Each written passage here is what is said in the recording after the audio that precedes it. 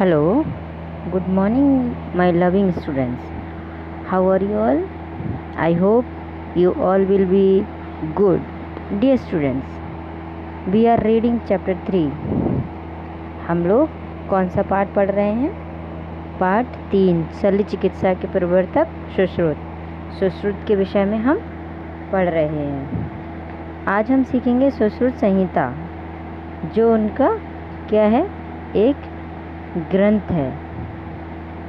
सुश्रुत संहिता में शल्य चिकित्सा के लगभग हर महत्वपूर्ण पहलू पर विस्तृत जानकारी दी गई है, जैसे ऑपरेशन के बाद क्या क्या सावधानियां बरतनी चाहिए, रोगी का आहार कैसा होना चाहिए, घाव भर जाए इसके लिए कौन सी औषधियाँ देनी चाहिए आदि। प्राचीन भारत के चिकित्सकों को औषधि के बारे में भी व्यापक जानकारी थी। उन्होंने बहुत सी जड़ी बूटियों की खोज की थी, साथ ही रसायन भी खोज निकाले थे जो रोगी का दुख दर्द दूर करने में काम आते थे। शल्य क्रिया के दौरान रोगी को कष्ट न हो, इसके लिए कुछ ऐसी सक्षम जड़ी बूटियाँ भी खोज निकाली गई थीं जिनके देने से रोगी गहरी नींद में सो जाता था।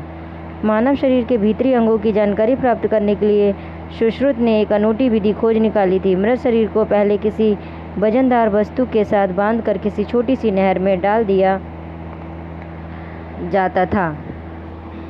एक सप्ताह बाद जब बाहरी त्वचा और ऊतक फूल जाते, तब झाड़ियों और लताओं से बने बड़े बड़े ब्रशों द्वारा उन्हें शरीर से अलग कर दिया जाता था। इससे शरीर के आंतरिक अंगों की रचना स्पष्ट हो जाती थी।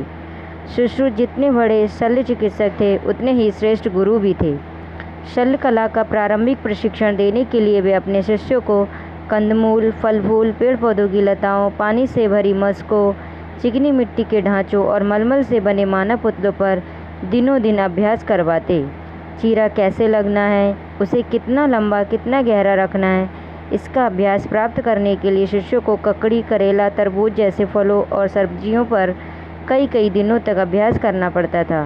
किसी घाव की गहराई कैसे पहचानें और उसे भरने के लिए क्या तकनीक अपनाएं, इसका प्रशिक्षण दीमक खाई लकड़ी के द्वारा दिया जाता था, जिससे कि शिक्षार्थी रुग्ण शरीर की स्थिति का सही अंदाज़ा लगा सकें। अभ्यास के दौरान कमल के फूल की डंडी शिरा रक्तवाहिनी बन जाती, जिसे शिष्य को सुई द्वारा भेदना पड़ता था। इसी तरह टाँका लगाने का प्रशिक्षण तरह तरह के कपड़ों और चमड़े पर दिया जाता। खुरदरे चमड़े पर जिस पर से बाल न हटाए गए हों, खुरचने की कला सिखाई जाती थी। पट्टी बांधने का ज्ञान देने के लिए मानव पुतलों का सहारा लिया जाता था। इस प्रशिक्षण में उत्तीर्ण होने के बाद ही शिष्य के प्रशिक्षण का दूसरा चरण शुरू होता।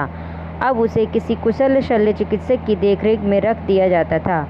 वह तरह तरह की शल्य क्रियाएं देखता और उनसे सीखता जाता। फिर कुछ समय बाद जब वह पूरी तरह परिपक्व हो जाता, तब उसे गुरु की देखरेख में स्वयं ऑपरेशन करने की अनुमति दी जाती थी। इसी तरह पूर्ण प्रशिक्षण और अनुभव पाकर ही वह पाठशाला से बाहर निकलता था। सुश्रुत मूलतः शल्य चिकित्सक थे, किंतु उन्होंने क्षय रोग, कुष्ठ रोग, मधुमेह, हृदय रोग एवं विटामिन सी की कमी से होने वाले रोग स्कर्वी के बारे में भी महत्वपूर्ण जानकारी दी। ईसा से 600 वर्ष पूर्व और 1000 ईस्वी तक का समय भारतीय चिकित्सा विज्ञान के लिए स्वर्णिम युग था। आत्रेय, जीवक, चरक और बाघभट्ट जैसे बहुत से यशस्वी चिकित्सा शास्त्रियों ने भारत की पावन भूमि पर जन्म लिया। काशी के साथ साथ नालंदा और तक्षशिला के प्राचीन विश्वविद्यालय भी सैकड़ों वर्षों तक उच्च कोटि की शिक्षा के लिए विश्व विख्यात रहे। यहाँ दूर दूर से शिक्षार्थी आते और चिकित्सा विज्ञान में निपुण होकर मानव कल्याण की प्रतिज्ञा लेते। चिकित्सा विज्ञान के कुछ इतिहासकारों का तो ये भी कहना है कि यूनानी चिकित्सा पद्धति के बहुत से सिद्धांत भारतीय चिकित्सकों के विचारों पर ही आधारित हैं।